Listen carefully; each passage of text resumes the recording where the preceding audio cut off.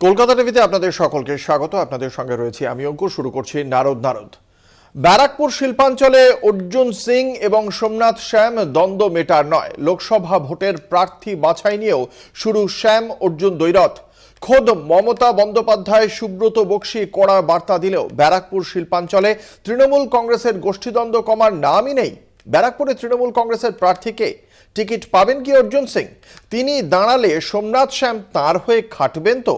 শিল্পাঞ্চলের বাতাসে ভাসছে একগুচ্ছ প্রশ্ন, আর সেই প্রশ্নেরই উত্তর খোঁজার চেষ্টা করব নারদে। আমাদের সঙ্গে রয়েছেন সেই এলাকার দুটি গুরুত্বপূর্ণ রাজনৈতিক দলের মুখপাত্ররা। আমাদের সঙ্গে রয়েছেন বিজেপির মুখপাত্র শিলভদ্র দত্ত এবং তৃণমূল কংগ্রেসের পক্ষ থেকে রয়েছেন পাপিয়া সরকার। আপনাদের দুজনকেই কলকাতা টিভির পক্ষ থেকে স্বাগত জানাই। আমরা এই আলোচনায় যাব, কিন্তু প্রথমে দেখে নেব একটি বিশেষ প্রতিবেদন। সাম্প্রতিক অতীতে অর্জুন সিং এবং সোমনাথ শ্যাম কি বলছেন একে অপরের বিরুদ্ধে। 2019 সালে বিজেপির টিকিটে ব্যারাকপুর থেকে জিতে সাংসদ হয়েছিলেন অর্জুন সিং। পরে ফুল বদল। তৃণমূলে আসার পরেই সামনে আসে আদি নব্য দ্বন্দ্ব। অর্জুন সিং তৃণমূলের নাম লেখাতেই তার বিরুদ্ধে একের পর এক বোমা ফাটাতে থাকেন জগদ্দলের বিধায়ক সোমনাথ শ্যাম। কখনো দলবদলু তকমা, কখনো অর্জুনকে সরাসরি খুনি বলে দেগে দেওয়া।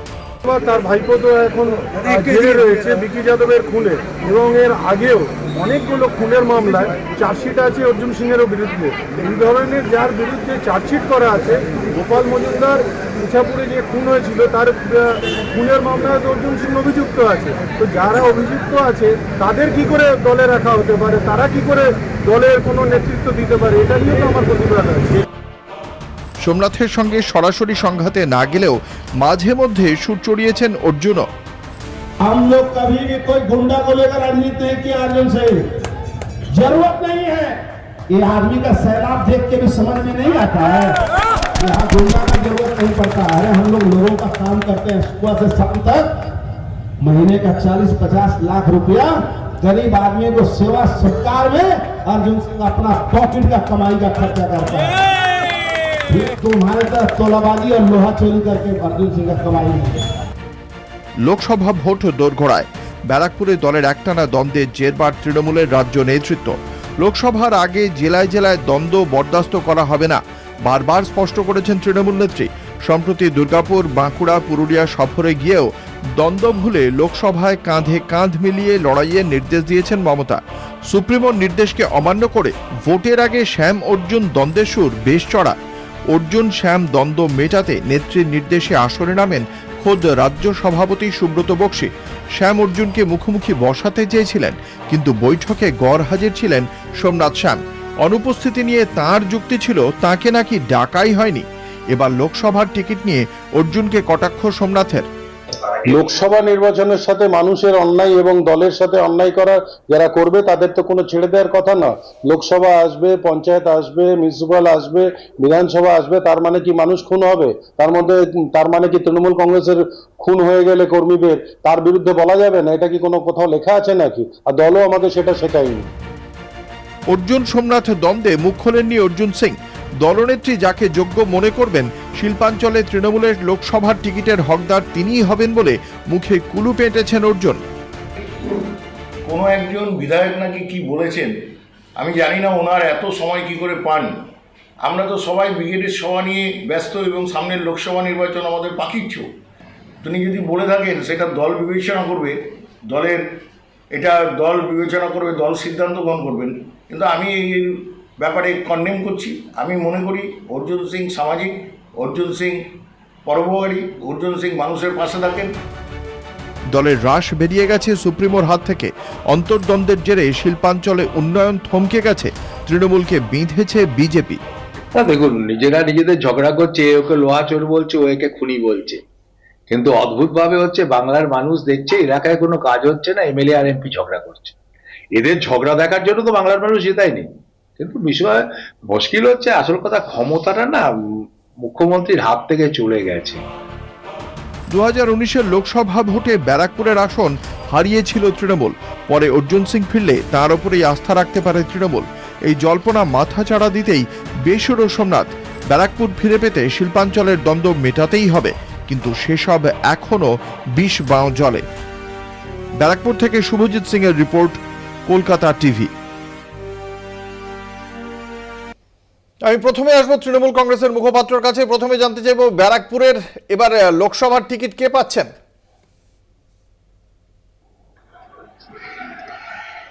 ব্যারাকপুরে লোকসভার টিকিট দলনেত্রী ঠিক করবেন, যাকে দেবেন তিনি দলের নেতা হবে, সেই ক্যান্ডিডেট হবে। আপনাদের দলের এই নেতার বিরুদ্ধে রাজ্য পুলিশ 120-রও বেশি কেস দিয়েছে। অর্জুন সিং এর বিরুদ্ধে 120-রও বেশি কেস রয়েছে, অথচ তার নামই শোনা যাচ্ছে ব্যারাকপুরের প্রার্থী হিসেবে। দলও এখনো তার বিরুদ্ধে কিছু বলেনি। এই এতগুলো কেস থাকা একটা লোককে দিলে দলের ভাবমূর্তি ভালো থাকবে? অ্যাকচুয়ালি কি বলুন তো, দলের ব্যাপারটা দলকে বুঝতে দিন না। আমার ঘরের মধ্যে কেন আপনি হাত দিচ্ছেন? আমার ঘরটাকে আপনি কেন সামলাচ্ছেন? আমাদের সামলাতে দিন। চোর, গুন্ডা, বদমাস তৃণমূলের মধ্যে আছে আর কোথাও নেই, সব সাধু পুরুষের বসে আছে। এটা আপনি কি করে ভাবলেন? আমাদেরটুকু আমাদেরকে সামলাতে দিন। এর বিরুদ্ধে কেস হচ্ছে নিজের না, ঘর সোমনাথ শ্যাম সামলা, বলছেন, পরের আপনাদের ঘরের দলের দিকে টাকা ব্যক্তি পাওয়া যাবে না। সোমনাথ শ্যাম বলছেন, বিধায়ক।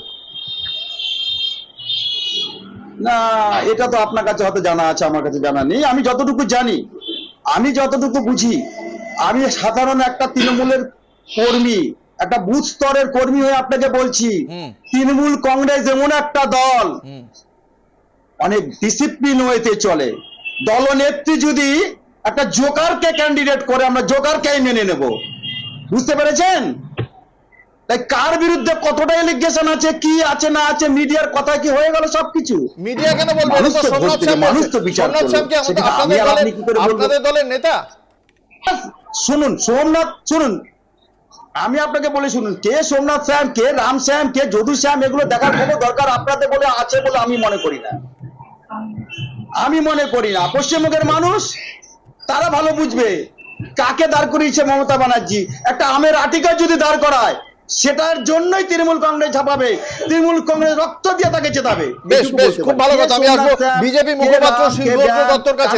কিভাবে দেখছেন এই যে দুজনের মধ্যে এই যে মানে টাগাফাটটা চলছে, সোমনাথ শ্যাম এবং অর্জুন সিং একে অপরের বিরুদ্ধে যা তা বলছেন, লোহাচোর, অন্যদিকে খুনি, হলুদ ফাইল, বিভিন্ন বিষয় উঠে আসছে। শিবব্রতদা, কিভাবে দেখছেন দলের সুপ্রিমোর হাত থেকে এই দুজনের ওপর নিয়ন্ত্রণ কি পুরোটা নেই? কি মনে করেন আপনি? না না, শুধু শুধু ব্যাক করে দাঁড়িয়ে আছেন কেন? আপনি যদি চলে যান, সে তো কুণাল ঘোষ আজকে সন্ধ্যেবেলায় বোধহয় আবার বসবেন। কুণাল ঘোষ তো সুদীপ বন্দ্যোপাধ্যায়ের বিরুদ্ধে বলেছেন যে শাহজাহানের থেকেও বড় চোর এবং কয়লা কাণ্ডের সঙ্গে জড়িত।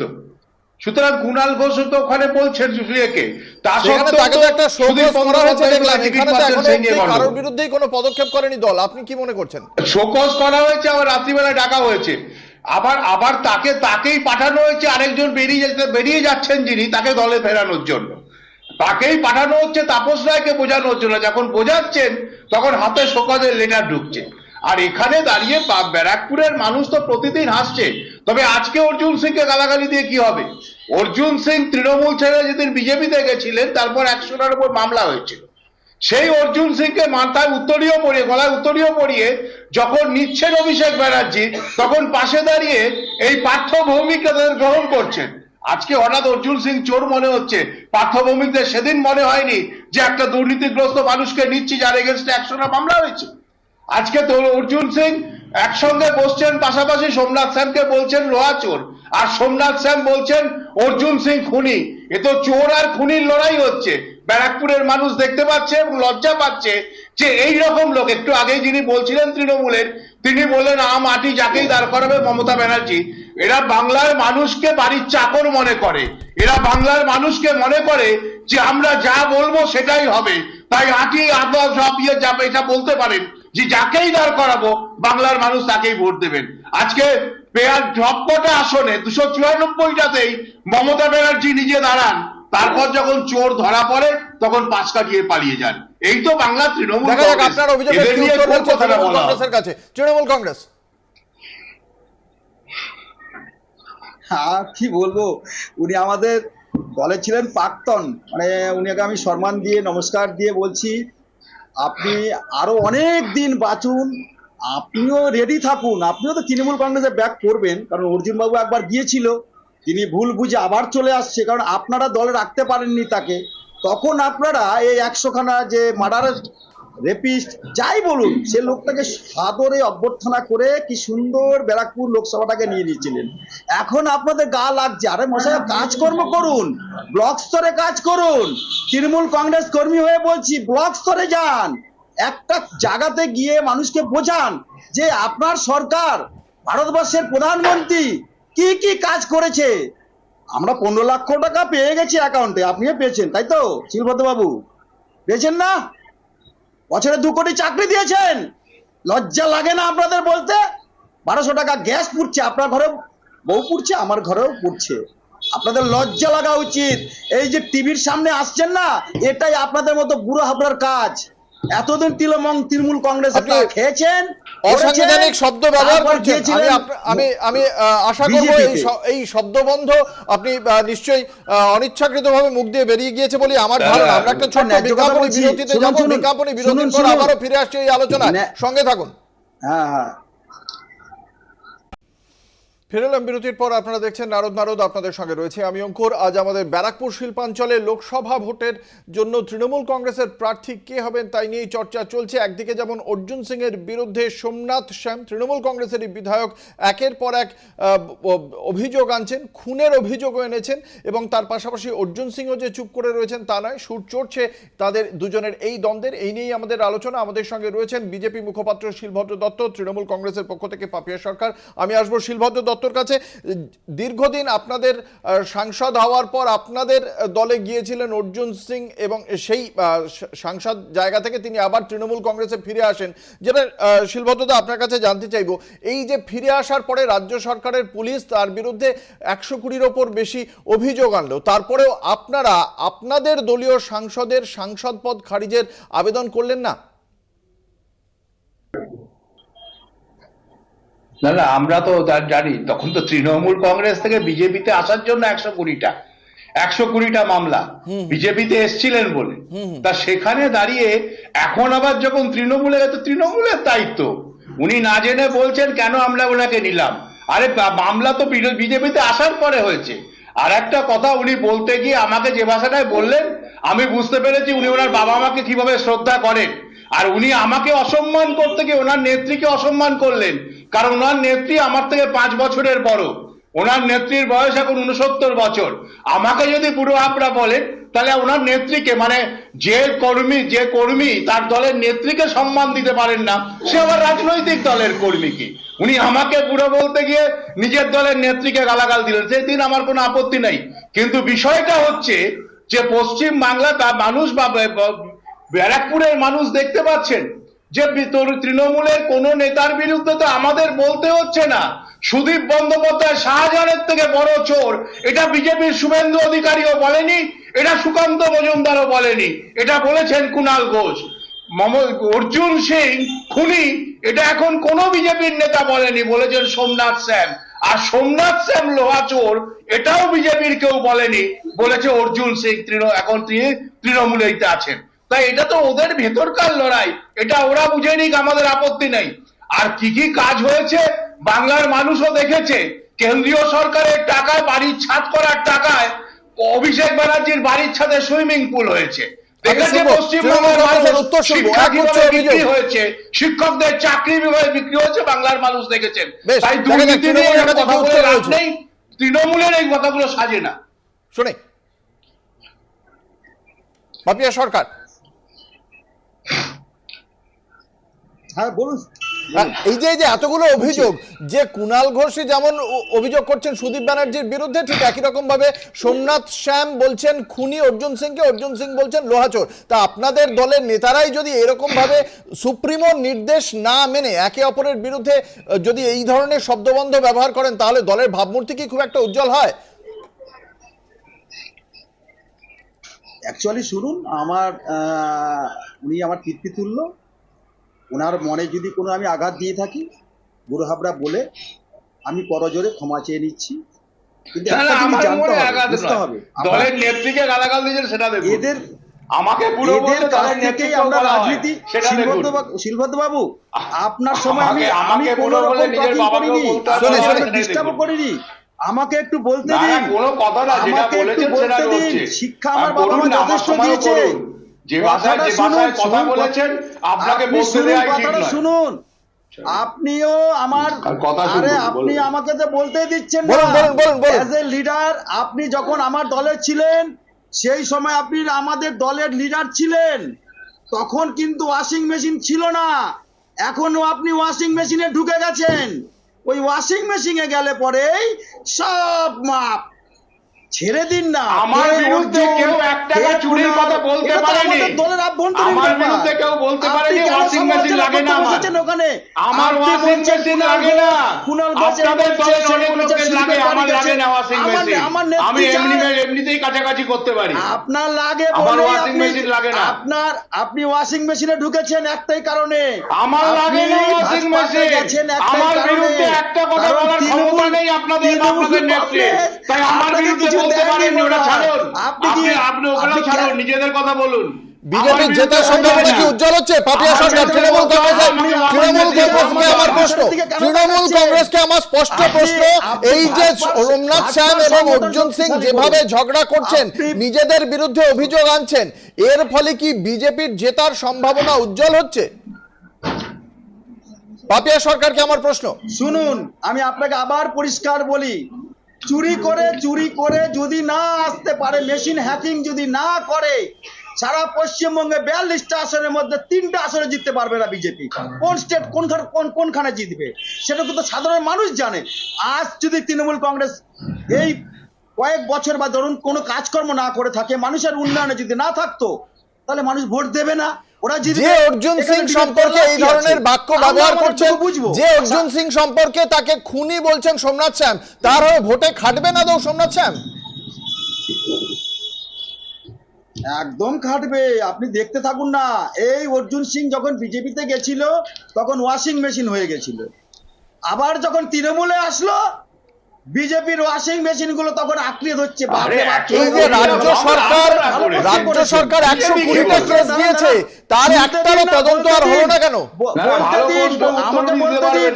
আমাকে বলতে দিন।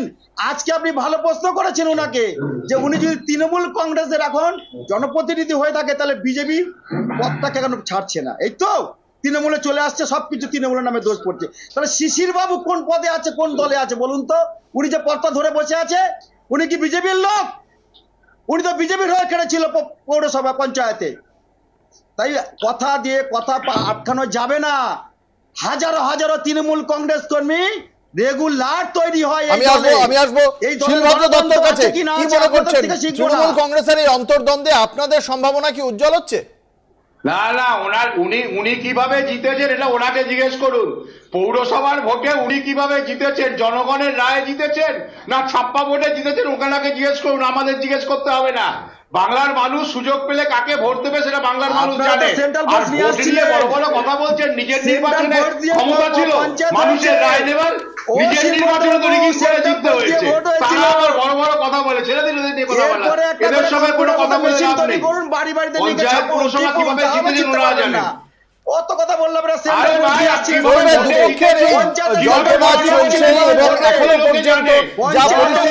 তৃণমূল কংগ্রেসের পক্ষ থেকে শেষ মুহূর্তে টিকিট কে পান সেদিকে অবশ্যই আমাদের সকলেরই নজর থাকবে, এবং এই সোমনাথ শ্যাম এবং অর্জুন সিং এর এই দ্বন্দ্বে শেষ পর্যন্ত ব্যারাকপুর লোকসভা কেন্দ্রের নির্বাচন অত্যন্ত জমজমাট হয়ে উঠবে, সন্দেহ নেই। আমাদের আজকের নারদ এখানেই শেষ করছি। শিলভদ্র দত্ত এবং পাপিয়া সরকার, আপনাদের দুজনকেই আপনাদের মূল্যবান মতামতের জন্য অসংখ্য ধন্যবাদ। শেষ করছি নারদ।